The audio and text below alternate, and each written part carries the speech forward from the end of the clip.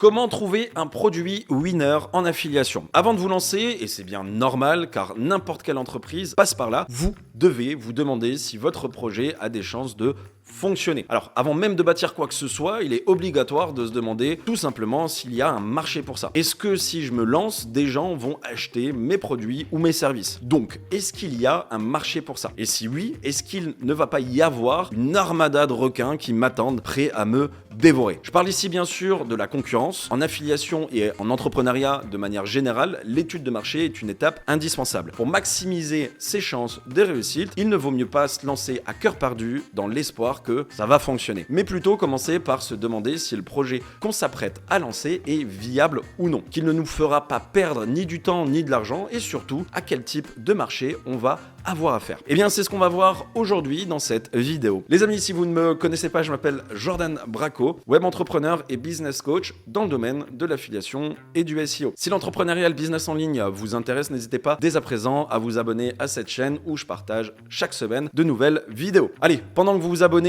je lance le générique, c'est parti.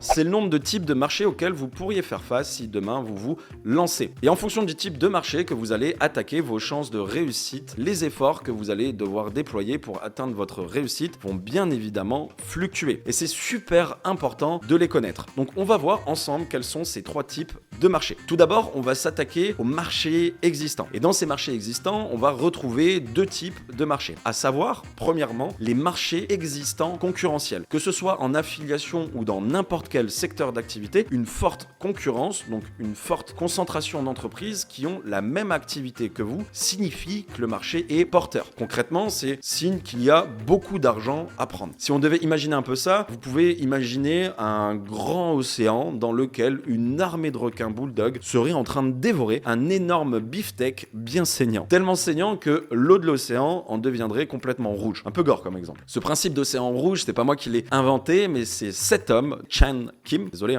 je vais écorcher encore une fois un nom, un grand théoricien des affaires sud-coréen et professeur de stratégie et de management qui en a parlé dans son célèbre ouvrage de 2005, Blue Ocean Strategy. Bref, si vous décidez d'attaquer un marché existant, concurrentiel, soyez conscient que si vous débutez, vous allez être un tout petit poisson de friture comparé à un gang de requins complètement affamés. Et le combat sera bien évidemment à la fois long et compliqué, car personne n'a envie de partager son petit morceau de beefsteak. Ensuite, en numéro 2, on retrouve les marchés existants peu ou pas concurrentiels. Un marché peu ou pas existant signifie deux choses. Soit le marché n'est pas du tout porteur, pour ne pas dire pourri, complètement pété. Donc un marché où il n'y a absolument rien à partager, où vous allez galérer à trouver ne serait-ce qu'un client. C'est comme si vous vous retrouviez au beau milieu d'un désert aride, sans rien boire ni rien manger. Ou soit à l'inverse, vous êtes face à un marché exponentiel, pour ne pas dire un miracle. Et là, eh bien, c'est comme si vous, petit poisson, vous étiez au beau milieu d'un désert et que par chance, vous tombiez sur un oasis avec d'énormes beefsteaks et pas un seul requin pour vous emmerder. Bon, soyons honnêtes, dans 95% des cas, un marché existant, peu ou pas concurrentiel, signifie que le marché est quand même pourri. Notre cher W. Chan Kim, je vais l'appeler Kim maintenant, ou Chan, je vais l'appeler Chan, appelle d'ailleurs ce type de marché un océan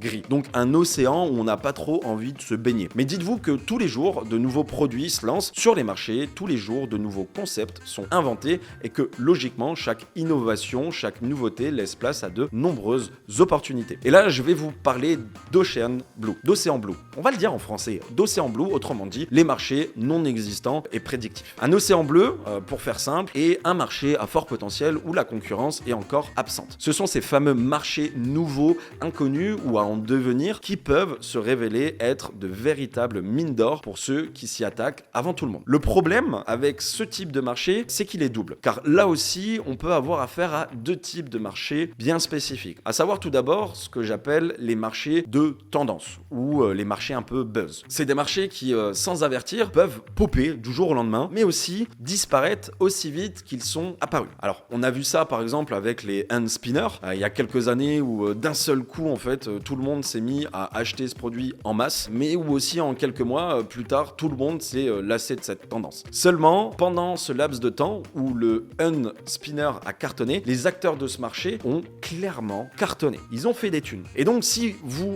voulez prendre une part du gâteau d'un marché tendance, vous devez être extrêmement réactif. À l'inverse, vous avez aussi ceux que j'appelle les marchés d'avenir. Ce sont des marchés qui ont le potentiel de naître, de croître fortement et de perdurer dans le temps. Et clairement, si vous faites de l'affiliation ou n'importe quel type de business d'ailleurs, et que vous êtes l'un des premiers acteurs à vous lancer sur un océan bleu, parce que vous avez du flair, vous avez eu le pif, que votre prédiction a été bonne, vous avez de grandes chances de vous imposer, de prendre le lead et de cartonner. Mais la difficulté, bien évidemment, va être de repérer avant tout le monde ces marchés. Alors comme on dit, les premiers arrivés sont les premiers servis. Le souci, c'est qu'on n'est jamais sûr qu'un marché qui n'existe pas va vraiment encore fonctionner. Il faudra donc calculer votre aversion au risque et vous demander à quel moment positionner sur ce type de marché. Et là, soit vous attendez de voir comment ce marché évolue en prenant le risque de prendre du retard par rapport à des concurrents qui, eux, se sont lancés très tôt sur ce marché, soit vous attendez d'être totalement sûr que le marché est rentable et dans ce cas-là, il sera déjà trop tard pour vous car le marché sera très vite saturé. Ou soit vous prenez le risque de vous lancer très tôt dans l'espoir de vous positionner en leader et de voir le marché évoluer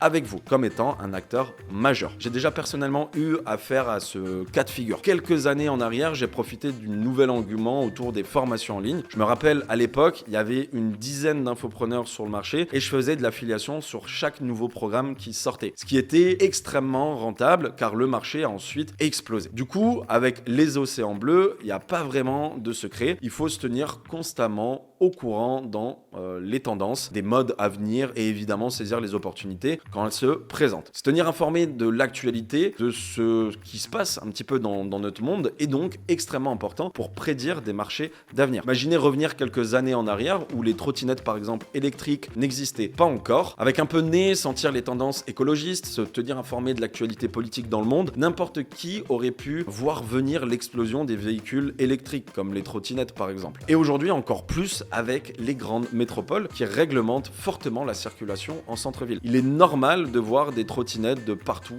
par exemple. Donc imaginez le maire de Paris réguler à 30 km/h la circulation. Il devient alors plus logique et surtout plus rapide pour les citadins de circuler en trottinette plutôt qu'en voiture. Vous avez là un exemple parfait de comment anticiper des grandes tendances, comme l'écologie pour dénicher et anticiper par exemple des marchés à fort potentiel à en devenir. Je peux aussi par exemple citer le marché du survivalisme qui a explosé ces dernières années à cause ou grâce des problèmes majeurs sociétaux comme les guerres ou les crises de ces dernières années. Bref, si je résume un peu tout ce que je viens de vous dire et que vous voulez demain par exemple vous lancer dans l'affiliation, eh bien il va être important d'analyser votre marché. Vous demandez à quel type de marché au juste vous allez avoir affaire. Un entrepreneur et un curieux avant tout. Soyez alerte de tout ce qui vous entoure, intéressez-vous absolument à tout. Transformez chaque information que vous recevez en une potentielle opportunité de business. Prenez l'habitude de penser business à chaque fois que vous voyez ou entendez quelque chose. Vous verrez que cet exercice va vous ouvrir des tas d'opportunités dans lesquelles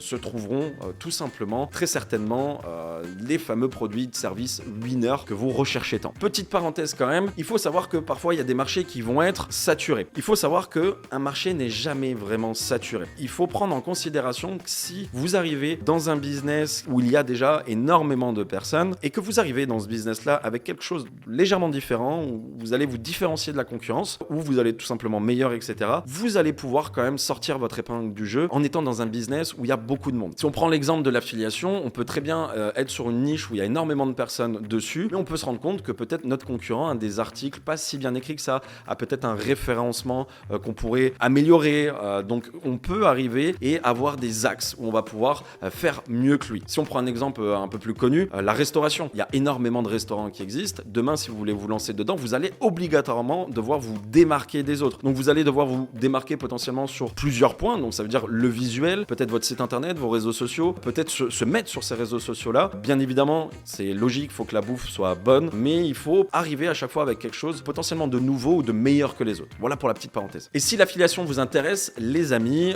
et que vous voulez en savoir plus sur ce business, comment analyser par exemple et trouver des marchés rentables à coup sûr, je vous invite à regarder ma vidéo gratuite que j'ai mis en description. Je vous présente tout mon business model, mes stratégies que j'utilise depuis maintenant plus de 10 ans. Donc n'hésitez pas à aller checker ça. Aussi, je vous mets juste en pastille une autre vidéo sur quels sont les meilleurs types de produits à vendre en affiliation pour générer des ventes régulières et automatiques. Putain, c'est long comme titre. Si cette vidéo vous a plu, les amis, bien sûr, pensez à nous donner de la force avec un maximum de pouces en l'air. Franchement, ça nous fait plaisir. À vous abonner à cette chaîne et à activer cette petite cloche. Je vous mets ici tous les réseaux sociaux sur lesquels vous pouvez me retrouver. Je suis notamment très actif sur Instagram. Si vous avez des questions, l'espace des commentaires est fait pour ça. Donc, lâchez-vous. Je lis vraiment chacun de vos commentaires. J'essaye aussi d'y répondre. Sur ce, je vous laisse, les amis, et je vous dis à la semaine prochaine. Tu veux dire quelque chose, JP? À la semaine prochaine. Peace.